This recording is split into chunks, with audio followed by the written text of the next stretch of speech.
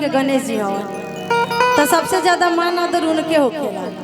ताई एगो छोटा सा गणेश वंदना हो जाए, फिर ओकरा बाद बियाह शादी या लगन के टाइम पर गीत भी काहे के बाबूया मंगल के दाता रउआ और हमनी के बेलवलिया लिखल बा कि बेलवनिया हम लोग कहिला जाए बेलवनिया ना त नाम ऐसे लिखल बा।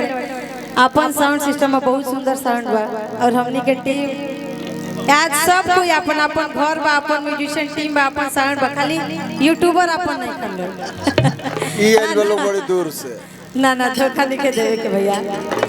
कि मंगल के दाता रउआ बिगड़ी बनाई जी गौरी के ललना गौरी के ललना अंगना में आई जी गौरी के ललना अंगना में आई जी गौरी के ललना मंगल के दाता रउआ मंगल के दाता रउआ बिगड़ी बनाई जी मंगल के दाता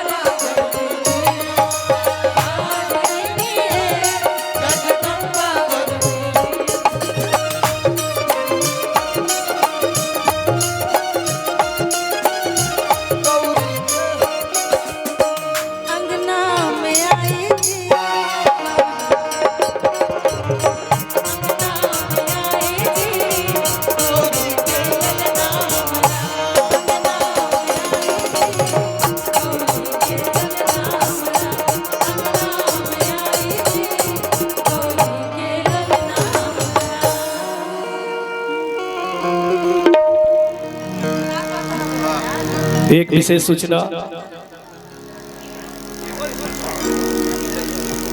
हेलो हेलो भैया इनोवा गाड़ी 2106 थोड़ा सा करा के बाएं दाहिने कॉले एक बार आगे पीछे थोड़ा सा असुविधा होता तो जे भी होके खास करके इस सम्मानित धरती पर जे उपस्थित बा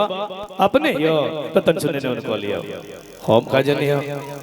इहो तो गजबे भइल हमनिए के गाड़ी हम नंबर नहीं ना याद तनी बबुआ जी तनी चली तन ड्राइवर के कॉल कर धन्यवाद। अच्छा ज्यादा गाड़ी हो गई ऐसे गाना के बीच में आके गाड़ी के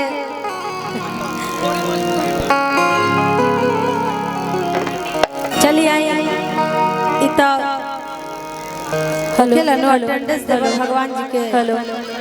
भगवान जी के भीड़ जाके तो ये हो गई हेलो हो गई ठीक।